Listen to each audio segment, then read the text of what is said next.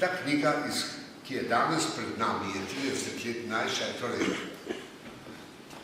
druga moja monografija o Celju, vmes je šlo še nekaj drugih, vendar, če bo nekdo to knjigo primerjal s prvo knjigo, vsebinsko mislim, bo mislil, da govorim o dveh različnih stvareh. Pa ne gre toliko za to, ampak sam pristop je bil tokrat principijelno popolnoma drugačen. Če je šlo pred 30 leti, predvsem zato, da predstavim Celje, njegove spomenike, pomembne ljudi, ki so bili s Celjem povezani, je ta knjiga, je poudarek v tej knjigi, predvsem v tem, kakšna je bila vloga Celja v nekem širšem slovenskem prostoru. Prvo, kar je, recimo, želel sem, da bi bil ta pristop tokrat drugačen kot je, in zato recimo to, kar doslej ni bilo navadi, začenjam z legendo o svetem Maksimilijanu. Legendo, ki jo poznamo sicer iz stare celjske kronike, 500 let stare, ki smo jo šele po vojni dobili v slovenskem prevodu, pa ne vem, koliko je danes zašla med ljudmi. No, tukaj sem se oprl na knjigo Življenje svetnikov, katere avtor je bil Anton Martin Slomšek, tako da je uvod v knjigo je legenda o svetem Maksimilijanu, torej prvem možu, ki je za Celje postal pomemben, koliko je legendarna, ne, tukaj je nebistveno. No in tukaj je Slomškov tekst brez kakršnih koli posegov v jezik, ki je bil seveda nekoliko drugačen kot je danes, to je jezik, kakršnega so govorili naši intelektualci pred 150 leti, ampak vendar mislim, da je tudi to nekaj svojega. Drugo, kar je, kar zadeva antiko, seveda sam nisem arheolog in tukaj res ni bilo mogoče pričakovati, da bi vedel karkoli novega, mogoče samo, da so bili nekateri pogledi včasih bolj usmerjeni na eno ali na drugo stvar. Nekaj drugega je pa že potem srednji vek. Namreč srednji vek v Celju je sicer do neke mere vse, kar zadeva spomenike, dokaj dobro raziskan. Zanimivo pa je, da smo pravzaprav šele pred 2 leti ali letom dni po zaslugi celjskega pokrajinskega arhiva dobili knjigo, tako imenovano knjiga celjskih sodcev. To se pravi, knjiga so zapisal o izdatkih, ki so jih imeli takratni mestni svetniki, nekje od leta, zdaj na pamet govorim, gre za drugo polovico 15. stoletja. Jaz sem se prvič srečal s to knjigo posredno, medtem ko pri nas o njej ni nihče govoril, so bili zanimivo nanjo pozorni Avstrijci, namreč ta original je v Graškem deželnem arhivu. In ko je bil pred nekako 40 ali mogoče 50 leti Avstrijci pripravljali razstavo Gotik in der Steiermark, to se pravi gotika na Štajerskem, so potem določene stvari povzemali prav iz te kronike. Recimo to, da je Celje že v drugi polovici 15. stoletja imela svojo uro in tako naprej. Skratka, vrsta takih drobnih stvari, na katere sem bil pozoril, pa zanimivo, recimo Avstrijci so se dosledno držali tega, da kadar so napravili neko pokrajinsko razstavo, so ozemlje, ki ni bilo več del sodobne Avstrije, med predmeti, ki so bili predstavljeni, izpustili. Niso se pa distancirali od gradiva, ki je bil ohranjen v arhivu, in takrat sem postal prvič pozoren na nekatera sporočila o Celju, v katerih drugače v naši literaturi ni bilo besede. No, k sreči smo to knjigo dobili zdaj pred 2 leti v faksimilirani izdaji oziroma v prevodu, ki jo je poskrbel pokrajinski arhiv. In tukaj v tem delu, ko govorim o srednjem veku, prav iz te knjige marsikaj povzemam. Ena od zanimivih stvari, na katero sem naletel, seveda človek, ki se z nečem ukvarja, ko sem predvsem pozoren na podatke, ki so s temi njegovimi lastnimi raziskovalnimi potezami nekje v sorodu, podatek o celjskem pečarju. To se pravi, odslej nimamo več samo množice čudovitih celjskih pečlic najdenih na Celjskem gradu, ampak imamo tudi pečarja.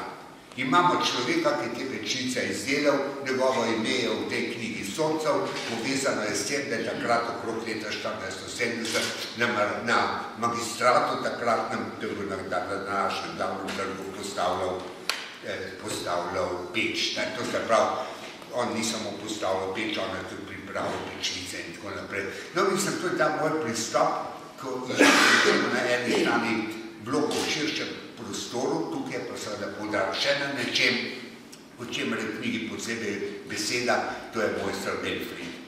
Jaz sem na mojstra Melfrieda prvič upozoril v zvezi z pletrsko kartuzijo. Tam je doslej veljal za avtorja oziroma za graditelja ali za arhitekta, če hočete, Opat, ki je prišel iz srednjeevropskega prostora. No, tukaj se je dalo dokazati, da je de facto gradil pletrski samostan. Celjski mojster Melfried, ki ga listi ne večkrat omenjajo, in pa je v fevdu ali v zakupu nekje od Celjanov samo omogočil, da je prebival na Friderikovem stolpu. V tej zadevi sem jaz strokovno že pisal, stvari so znane, nekje je to že splošno bilo sprejeto, tisto, kar je pa tokrat novega, je pa to, da pomen tega mojstra razširja tudi v neki širši prostor. Ne da bi se spuščal v podrobnosti, ker nekatere stvari so bile objavljene že v drugih strokovnih časopisih in tukaj za detajle ni bilo prostora, ampak recimo dalo se je ugotoviti, da je mojster Melfried, njegova delavnica, segla ne samo na Gorenjsko, ampak celo na Hrvaško Zagorje. Celjska delavnica ali pa kar mojster Melfried, če tako rečem, recimo gradil prezbiterij znamenite romarske poti s Primož nad Kamnikom, ki so jo pomotoma datirali v nastanek prezbiterija v zgodnja 16. stoletje, kar ne drži, kljub letnici na konzoli, ker v resnici tista letnica na konzoli tam v cerkvi označuje samo čas, ko so prvotno ravno kriti prezbiteriji obokali, prezbiteriji same pa starejši. To se da dokazati, o tem sem tudi že pisal. No, drugo, kar je bilo zanimivo, to so pa kolegi iz Hrvaške, iz Čakovca prišli do tega, ko so preučevali njihovo gotsko arhitekturo, so naprimer pri tem gradivu, ki so ga imeli na razpolago, našli iz neke več ali manj drobne cerkvice tudi sklepnik s črko M. Medtem, ko so opisali prezbiterij, ki je tipično celjski, in ga prepisali celjski delavnici, so objavili, mislim, tudi to sliko tega sklepnika, ki je zdaj tukaj prav tako objavljeno, vendar ne da bi povedali, zakaj pravzaprav gre, tako da tukaj je zdaj prvič ustvarjena ta povezava med tisto hrvaško cerkvico, ki je dokumentirano delo celjske delavnice, in mojstrom Melfriedom, ki se omenja zlasti v listinah, zlasti v zvezi z pleterjami. No, to govorim zaradi tega, ker to nekje opredeljuje ta moj pristop k vsemu temu gradivu. Jaz se tukaj ne spuščam recimo toliko problematiko celjskih grofov, koncilov, Konstanci, ne vem česa, ker vse to so kolegi, ki so se prav tako ukvarjali s celjsko zgodovino že imenitno obdelali, tako da se tukaj v teh stvareh vsak našel več ali manj samo sintetične povzetke. Poudarke pa seveda na tistih stvareh, za katere se mi je zdelo, da se je Celje uveljavilo tudi v nekem širšem prostoru in tukaj, če zakaj potem za mojstra Melfrieda, to prav gotovo velja. No, v tem smislu se potem razpletajo pripovedi v celotni knjigi. Poudarek je včasih na pomembnih celjanih, na katere včasih nekoliko pozabljamo. To so bili zlasti zvodarji, orglarji, recimo celjski orglarji so delali orgle ne samo za Celje, ampak tudi za Zagrebško stolnico, za Ljubljansko stolnico, za Stiški samostan in tako naprej. In v tem smislu, prav na teh podatkih, če hočete, ki so tukaj je nov poudarek. No, seveda, nekatere stvari so povezane tudi s lastnim proučevanjem, recimo celjske stavbne zgodovine. O tem govorim, recimo, če se še enkrat vrnem k svetem Maksimiljanu, veljalo je, da je takrat, ko je Jožef II. Cerkev svetega Maksimiljana ukinil, in oziroma je spremenil v magazin, da se je takrat izgubil oltar.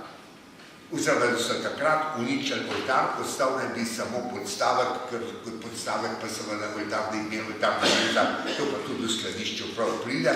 No, da se, mislim, da je tukaj prvič povedano, da je ta oltar, ki je danes shranjen v kapeli ob cerkvici svetega Maksimilijana, da je to pravzaprav nastavek oltarja iz 17.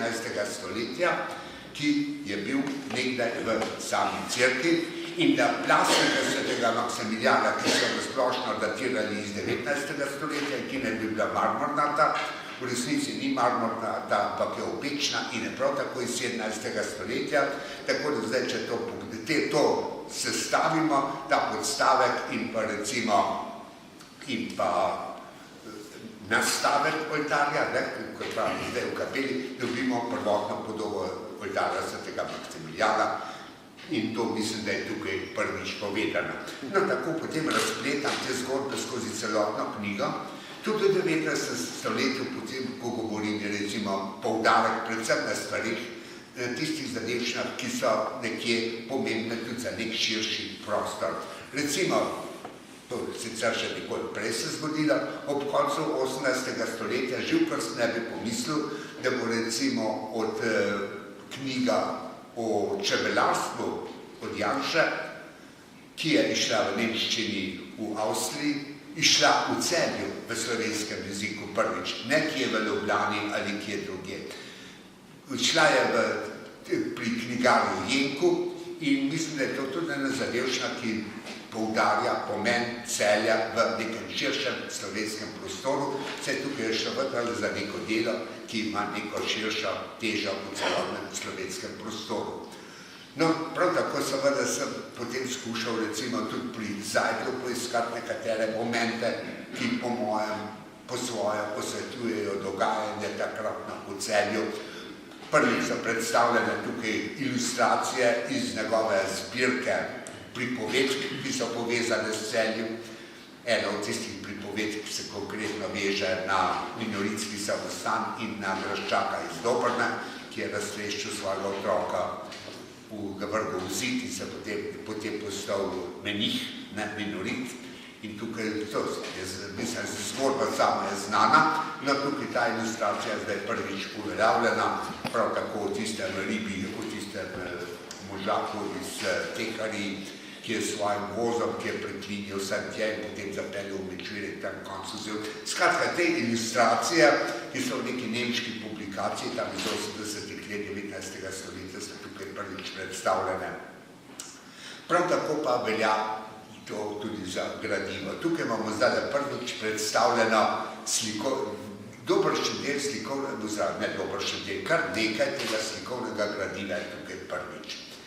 Tukaj sta recimo dve sliki, ki kažeta ena Teharje, druga Celje, ki so nastale pred letom 1850, torej pred je bilo Celje povezano z železnico za Ljubljano in očitno je poleg 4 znanih grafičnih serij, ki predstavljajo to progo v slovenskem prostoru vse tja do Trsta. Prva znana je bila doslej Zantmanova knjiga, ki je s 10 slikami, z 10 grafikami predstavljala to progo nekje od Celja do Ljubljane, potem so sledile še druge. No tukaj te dve sliki dokazujeta, da je neka podobna serija najbrž izšla že preden je bila odprta železnica v Ljubljana, torej še leta takrat, ko je bila železnica speljana med Mariborem in Celjem, ker tukaj že vidimo lokomotijo, kako so piha v Teharjah proti Celju, potem v Celju je ta del pokazan, ki pelje proti Laškovu, ker pa seveda vlaka ni več. To se pravi, obstaja še neka serija, te slike so v neki zasebni zbirki, ampak gre za to, da se tukaj da še vendar marsikaj izbrskati na dan, ker se je zdelo, da niti ne obstaja. No, tega slikovnega gradiva, ki je popolnoma novo in bo mogoče predstavljalo za marsikoga, ki bo to knjigo prelestavil pravo presenečenje. Recimo je tukaj prvič predstavljala podoba neke Celjanke oziroma okoličanke, ki jo je napravil angleški potopisec ob koncu 18. stoletja in ki se je znašla v neki privatni zbirki. Tisti naziv spodaj cilji se je vsaj meni, ko sem stvar dobil v roko zdelo, dokaj se obljivo se rekel takih širokih klobukov, pa klele Celjanke gotovo niso nikoli imele. No, potem se je ob antikvariatu v Ljubljani pojavila slika iz serije in je bila pa označena kot Ljubljana, s številko. To se pravi, nek Anglež, ki si je iz Ljubljane preko Celja vračal potem po kakšni poti proti domu, je tukaj napravil to sliko Celjank in s tem prvič dokumentiral podobo tukaj neposrednih celjskih okoličanov, ker če vzamete šele zdaj, ko ta knjiga je šla, ki posebej govori o narodnih nošah po Savinjskih dolinah, v Savinjski dolini, v tej sliki seveda še ni besede, posebej samo neka mlajša slika, ki je objavil Meran, to je slika, katere original je v zbirki na Vojvode Janeza v Meranu, oziroma tam v bližini Merana. Tukaj smo jo spustili, smo pa dali za to še eno drugo noter, ki je večkrat mlajša, ampak spet kaže noša, tako da imamo zdaj vsaj nekaj tega zdaj prvič predstavljeno tudi širši javnosti. To je bil ta osnovni koncept. V dobršni meri gre seveda pri res strokovnih vprašanjih za stvari, o katerih sem govoril včasih o kakšnih strokovnih prispevkih v strokovnem časopisju tukaj ali tam. Tukaj so pa prvi strnjeno povzete, drugič pa kot pravim za nek tak pristop, ki ne pokažejo tukaj dogajanje v Celju v nekem širšem prostoru. Recimo, ne vem, če je bilo že kje objavljeno, saj sam tega nisem videl, recimo tiste znamke, ali kako bi jih imenoval, od Schulvereina, to se pravi tega šolske zveze, šolskega društva, ki je bilo seveda upirjeno proti temu, ko se je takrat začelo prebujati slovenstvo. Potem so tukaj še nekaj, kot pravim, prav slikovno gradivo, bi tukaj našel še marsikaj iz originala, ki je hranjen v Mariboru, je von Zieglerjeva slika tukaj kapucinskega ostana, ki je sicer znana, ampak tukaj je prvič v kolorirani varianti in tako kot pravim, kdorkoli bo brskal, potem bo verjetno marsikaj našel. Ne gre za to, da je vse novo, gre za to, da so marsikdaj stvari nekoliko drugače povezane. In kot pravim, recimo, če govorimo o Galu, eno je, če govorimo o Galu, samo o tem, kar imamo tukaj, drugo je pa, če lahko predstavimo potem tudi kompletno oltar v celjski monografiji, kar počne, naprimer, če vidite oltar na gori Golki, tukaj gor nad Polzelo, ker tukaj gre vendarle za stvari, ki sodijo v sam vrh slovenske baročne umetnosti.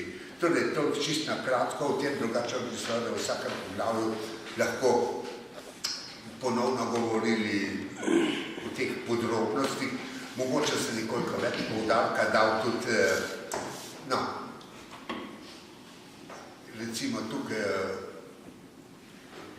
ta kamen, oziroma vodnat, ki je v muzeju, ki seveda ni nov, se tam stoji že dolgo, ampak začuda je bil do zdaj zbiraj prezrt, gre pa za čudovito renesančno umetnino. Verjetno je ta vodnat stal prvotno nekje, bodi si na dvorišču Knežjega dvorca, ali pa morda tudi tam, torej pred to palačo, pred novo grofijo, to je dosti nemogoče reči, na vsak način v muzeju je pred, kot prav, na vseh straneh je nekoliko skoraj kvadratnega, na kvadratni osnovi narejen marmornat in prostor bogato reliefno okrašen. Prav, torej zlasti tukaj pri tem slikovnem gradivu bo marsikdo lahko naletel na gradivo, ki do zdaj ni bilo znano, ali pa ki je nekje postavljeno v nek drugačen, širši kontekst. To bi zdaj lahko nasplošno rekel, sicer tako podrobno se pa da potem še marsikaj reči. No, tukaj je zdaj ta oltar, ki je na sliki sestavljen iz svetega Maksimiljana. In kot pravim, tisti, ki se bo potrudil in knjigo prebral, bo prav z tega vidika verjetno videl marsikaj novega, predvsem so pa novi, več kot novi podatki, so mogoče drugačni poudarki, ki so za to knjigo značilni. in s tem mislim, da je nekje upravičila tudi svoj izid, ker drugače imamo v Celju že nekaj imenitnih monografij, ki so jih napravili moji mlajši kolegi, tako da, kar se tega tiče, mislim, da bo to samo neko dopolnilo, ne pa zamenjava. To bi na kratko povedal, ampak seveda v vsaki knjigi se da potem še eno ali drugo reči, ampak bojim se, da potem postane tudi poslušanje malo prenaporno, ne? Hvala lepa.